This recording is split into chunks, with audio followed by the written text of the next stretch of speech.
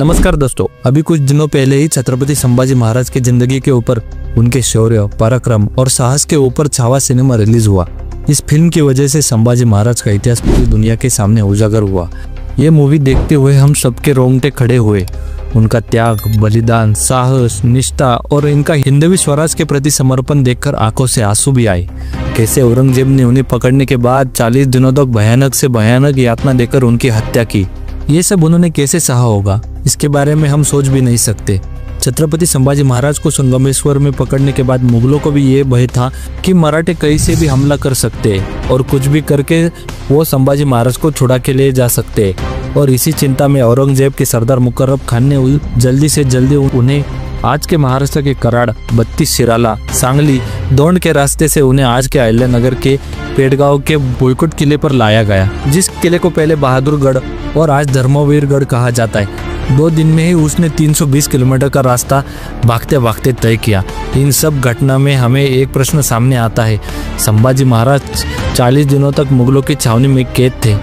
इन 40 दिनों में उन्हें बचाने की कोशिश क्यों नहीं की गई? वैसे देखा जाए तो लाख मर जाए लेकिन लाखों को चलाने वाला जिंदा रहना चाहिए, ये सोच मराठों की होती थी। शिवाजी महाराज को बचाने में भी हर किसी ने अपनी जान दे दी, लेकिन शिवाजी महाराज को कुछ नहीं होने दिया। लेकिन संभाजी महाराज को क्यों बचाने नहीं आया कोई? मात्र 200-300 की सेना लेकर लाखों की मुगली फौज को काटने वाले मराठे संभाजी महाराज के समय कहाँ थे? इतने शूरवीर मराठा सरदार कहाँ थे? ये सवाल सबके मन में आता है। सबने साथ मिलकर औरंगजेब पर हमला क्यों नहीं किया? दोस्तों, लेकिन ऐसा नहीं है, इसके पीछे भी बहुत सारी वजह है। जिस समय धोखाधड़ी करके संगमेश्वर में संभाजी महाराज और कवि कलश को कैद कर लिया गया, उसी समय औरंगजेब ने उसके एक सरदार जुल्फिकार खान को हिंदवी स्वराज की राजधानी रायगढ़ किले पर आक्रमण करने के लिए कहा था। रायगढ़ किले को लाखों की मुगली सेना ने घेरा बनाया था। कोई भी अंदर नहीं जा सकता और कोई भी बाहर नहीं आ सकता था। एक तरफ हिंदवी स्वराज के छत्रपति और एक तरफ पूरा हिंदवी स्वराज, दोनों भी औरंगजेब की कैद में जा सकते थे। ऐसी स्थिति सामने आ खड़ी थी। जुल्फिकार खान के इस अचानक हमले से हिंदवी स्वराज की राजधानी रायगढ़ खतरे में आ चुकी थी।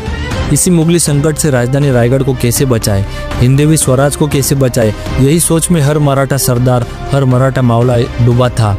कहीं राजधानी रायगढ़ मुगलों के हाथ न लग जाए। इसी वजह से छत्रपति संभाजी महाराज को मुगलों ने दगा कर कैद कर लिया है, ये खबर मावलों तक पहुंची ही नहीं। इसका दूसरा कारण ये भी है कि औरंगजेब संभाजी महाराज को पकड़ते ही उसने लाखों की फौज भेजकर मराठों को जगह जगह नाकाबंदी करके घेरना शुरू किया था। जिस रास्ते से संभाजी महाराज को औरंगजेब तक लेके जाना था, उस रास्ते में लाखों की मुगलाई फौज खड़ी कर दी थी। इसी वजह से कोई भी मराठा सैनिक इस रास्ते पर पहुंच ही नहीं पाया। इसकी सारी तैयारी औरंगजेब ने पहले से ही कर रखी थी। एक तरफ पूरा हिंदवी स्वराज और दूसरी तरफ इसी हिंदवी स्वराज के छत्रपति।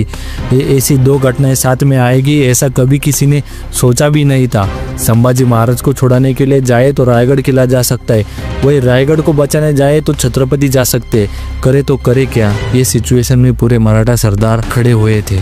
संभाजी महाराज को कैसे छुड़ाए, इसका पूरा प्लानिंग करने से पहले ही मुकर्रम खान ने संभाजी महाराज को औरंगजेब की छावनी पर ले जाया गया, जहां औरंगजेब 5 लाख की सेना लिए खड़ा हुआ था। अब आपके सामने ये सवाल खड़ा हुआ होगा, स्वराज के मावले इतने शूरवीर, बहादुर थे, तो उन्होंने एक साथ मिलकर औरंगजेब पर हमला क्यों नहीं किया? इसका भी जवाब देते हैं। संभाजी महाराज को पकड़ने के बाद उन्हें संगमेश्वर से पेड़गांव के बोयकोट किले पर लाया गया। ये किला जमीन पर होने से उसके आसपास कोई भी पर्वत या छोटी पहाड़ी नहीं है। ये पूरी की पूरी सपाट जमीन होने से और उस पर 5 लाख की मुगली सेना होने से मराठों को उन पे सीधा हमला करना मुमकिन नहीं था। मराठा सैनिकों की सबसे बड़ी ताकत थी गनिमी कावा यानी गुरिल्ला वॉर, लेकिन खुले मैदान में इस ताकत को आजमाना संभव नहीं था। 30-40 हजार की फौज को 5 लाख की सेना के सामने खुली जगह हमला करना आसान नहीं होता है। वही रायगढ़ किले पर हुए हमले से भी मराठा फौज को 2 हिस्सों में बंटना पड़ा, जिसमें मराठों की ताकत और कम हुई। अगर ये छोटी सी सेना ने हमला भी किया होता तो 5 लाख की सेना के सामने इनका टिकना थोड़ा मुश्किल लगता था। इसमें मावले भी मरते, रायगढ़ किला भी जाता और पूरा हिंदवी स्वराज भी औरंगजेब को आसानी से मिल जाता। फिर से गुलामी आती, माँ बहनों की इज्जत बचाने वाला कोई नहीं बचता, मंदिर तोड़े जाते, धर्म की हानि होती, न स्वराज रहता न शंभू राजे। खुद संभाजी महाराज ने मृत्यु स्वीकार कर लिया, लेकिन औरंगजेब के सामने हार नहीं मानी। स्वराज बचाने के लिए खुद का बलिदान दिया।